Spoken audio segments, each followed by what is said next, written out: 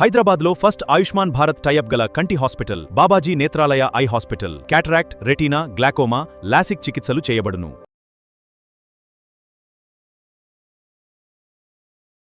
నమస్తే అండి, నేను doctor Attuluri Ravikanth, interventional cardiologist, Apollo hospital, Jubilee hills.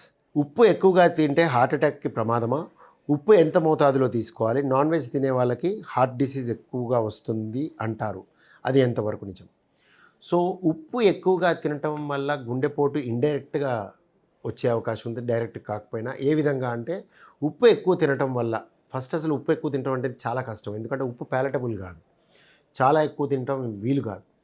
కానీ మితిమీరి తినటం అనేది అంచెలంచెలుగా స్లోగా పెరిగి అలవాటు పడ్డప్పుడు రక్తపోటు మెల్లగా తయారవుతుంది. సో బ్లడ్ ప్రెషర్ అనేది అదుపు తప్పుతుంది. రక్తపోటు ఎక్కువ నాళ్ళు ఉన్నప్పుడు గుండె మీద ఒత్తిడి క్రియేట్ చేస్తుంది. సో గుండె మీద ఒత్తిడి క్రియేట్ చేయటం వల్ల దాన్ని ఆఫ్టర్ లోడ్ అంటారు. ఆఫ్టర్ లోడ్ పెరగటం వల్ల గుండె కండ పెరుగుతుంది ఇనీషియల్గా, తర్వాత గుండె వెడల్పు అవుతుంది, ఫెయిల్ అవుతుంది. సో హార్ట్ ఫెయిలియర్ వస్తుంది.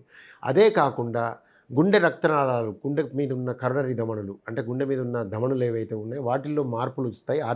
ఎథెరోస్క్లెరోసిస్ అని గుండె ధమనుల్లో పూడికలు ఏర్పడే అవకాశం ఉంటుంది. ఇది ఓవర్ ఇయర్స్ అలా జరిగి ఫైనల్గా గుండెపోటు వచ్చే అవకాశం కూడా ఉంటుంది. సో గుండె వెడల్పై బలహీనపడి హార్ట్ ఫెయిల్యూరు, గుండెలో రక్తనాళాల్లో పూడిక ఏర్పడి గుండెపోటు. ఇలానే కాకుండా గుండె వెడల్పైనప్పుడు ఎరిథ్మియాస్, గుండె ఇర్రెగ్యులర్గా కొట్టి గుండె ఆగిపోయే అవకాశం ఉంటుంది. సో ఇవన్నీ కూడా మితిమీరి ఉప్పు తిని ఏళ్ల తరబడి చేయటం వల్ల మార్పులు చెంది ఇండైరెక్ట్గా బ్లడ్ ప్రెషర్ తయారై, బ్లడ్ ప్రెషర్ ఫైనల్గా గుండె మీద ఎఫెక్ట్ అయ్యి ఆ విధంగా వచ్చే అవకాశం ఉంటుంది. అండ్ ట్రీట్మెంట్ కూడా డిఫికల్ట్ ఉంటుంది. హార్ట్ ఫెయిలియర్ ట్రీట్మెంట్ రెసిస్టెంట్ ఉంటుంది ఉప్పు ఎక్కువ తినే వాళ్ళకి. సో మనం మందులు ఇచ్చినా కూడా రెస్పాన్స్ తక్కువగా ఉంటుంది. సో ఇది కూడా మీరు గమనించాలి.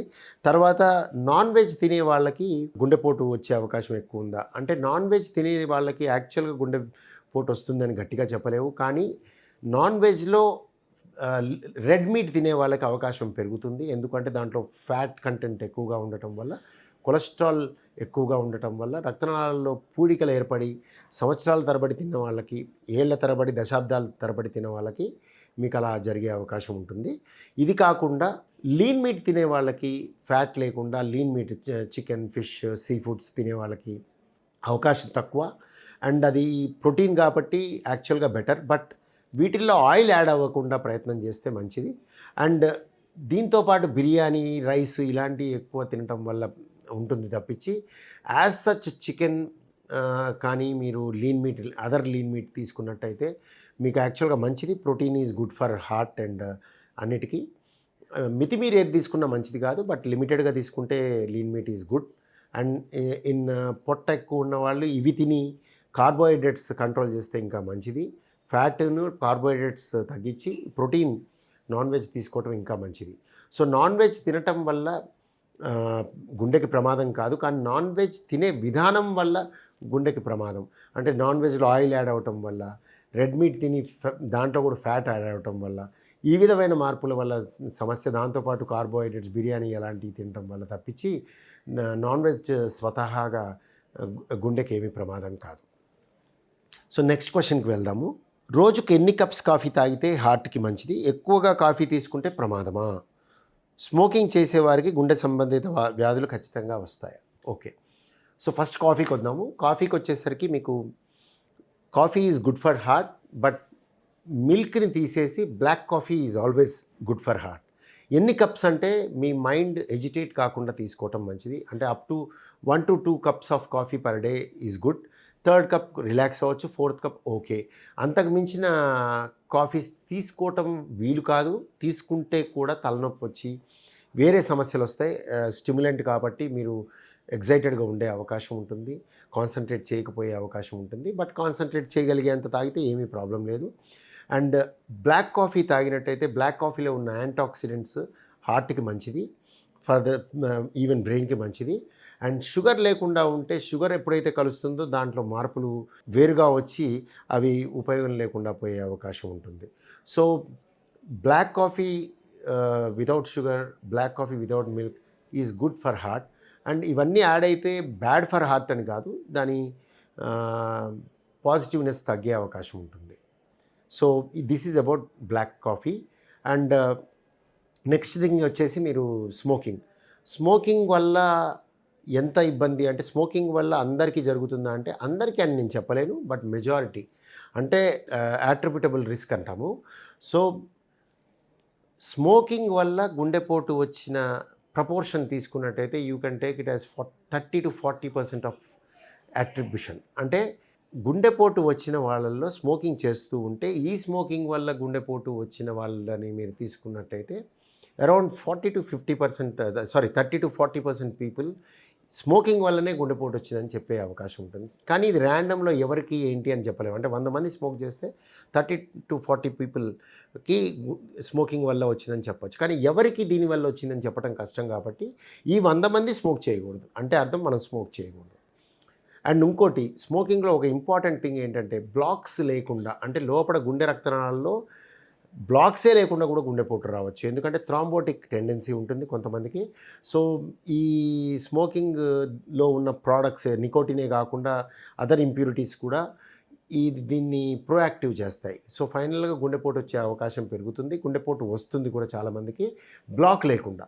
బ్లాక్ ఉన్న వాళ్ళకి పక్కకి పెడితే బ్లాక్ లేకుండా ఉన్న వాళ్ళకి కూడా వచ్చే అవకాశం ఉంటుంది. అంటే యాంజియోగ్రామ్ నిన్నో మొన్నో చేసి నార్మల్ ఉన్న వాళ్ళకి కూడా స్మోకింగ్ వల్ల గుండెపోటు వచ్చే అవకాశం ఉంటుంది. ఇది అందరిలో కాదు, బట్ సిగ్నిఫికెంట్ నెంబర్లో ఉంటుంది. సో అందుకు మనం స్మోకింగ్ చేయకూడదు. తర్వాత ప్రశ్న అండి, బీపీ ట్యాబ్లెట్స్ జీవితాంతం వాడాలా? మధ్యలో ఆపితే ఏమవుతుంది? నిద్ర సమస్యలు బీపీ ఉన్న వారికి హార్ట్ అటాక్ వచ్చే అవకాశం ఎక్కువగా ఉంటుందా? బీపీకి మందులు లైఫ్ లాంగ్ వాడాలనేది ప్రశ్న. Blood pressure is a life long disease అండి.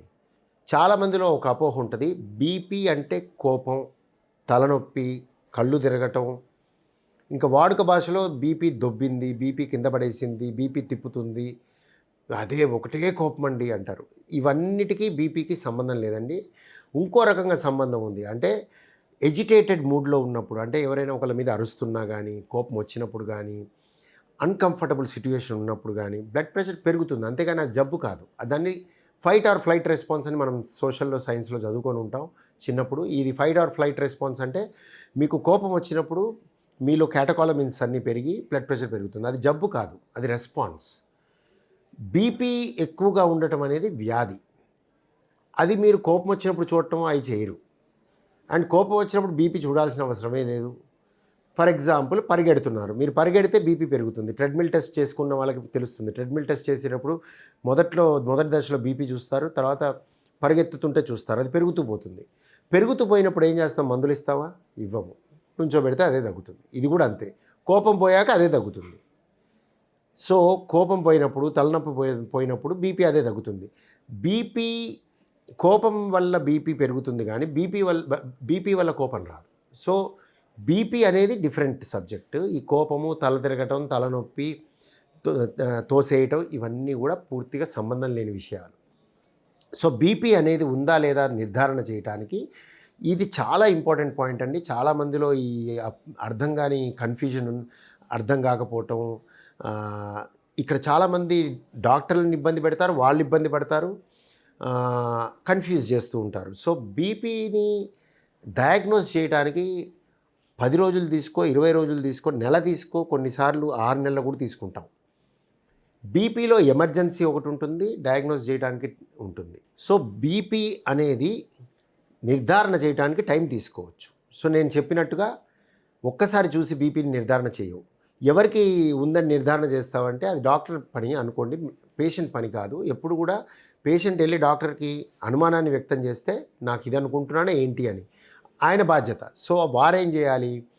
బ్లడ్ ప్రెషర్ని ఒకసారి చూస్తావు, అది తీవ్రత అంటే ఎక్కువ ఉంది, 180/100 ఉంది అనుకుంది, ఎక్కువ ఉంది, అంతేగాని అది ఎమర్జెన్సీ కాదు. 180/110 ఉంది, అది ఎమర్జెన్సీ కాదు, ఎక్కువ ఉంది.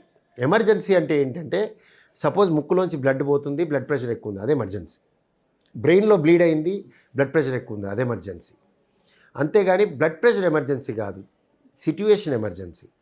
సో బ్లడ్ ప్రెషర్ ఒకటే అని వచ్చినప్పుడు బ్లడ్ ప్రెషర్ని చూసి మొదలు పెట్టకూడదు మందుల్ని. ఒక 5-6 రీడింగ్స్ తీసుకుంటాం. కొంత అన్లెస్ టార్గెట్ ఆర్గాన్ డ్యామేజ్ అంటే అవయవాల్లో మార్పులు, యూరిన్లో ప్రోటీన్ పోవటం, కళ్ళ రెటీనాలో మార్పులు రావటం, ఇలాంటివి వచ్చిన వాళ్ళకే ఇమీడియట్గా మొదలు పెడతాం. మిగతా వాళ్ళందరికీ ఒక 10 విజిట్లు కానీ ఒక 3 నెలలు కానీ టైం ఇచ్చి రెగ్యులర్గా చెక్ చేసి ఎక్కువ ఉందని నిర్ధారణ చేస్తే లైఫ్ లాంగ్ మందులు వాడాలి. ఎందుకు వాడాలంటే బ్లడ్ ప్రెషర్ అనేది లైఫ్ టైం డిసీజ్. కానీ మందు ట్యాబ్లెట్ పనిచేసేది 18 గంటలు 20 గంటలే. సో నువ్వు మందు ఇచ్చినప్పుడు లైఫ్ లాంగ్ డిసీజ్కి ఒక ట్యాబ్లెట్ 18 గంటలు పనిచేసేది ఎలా సరిపోతుంది? సో ఎవ్రీడే తీసుకోవాల్సిందే, ప్రతిరోజు కంటిన్యూస్గా తీసుకోవాల్సిందే. సో బ్లడ్ ప్రెషర్కి లైఫ్ టైం మందులు అవసరం. సో ఇది మీకు తెలుసుకోవాల్సిందే.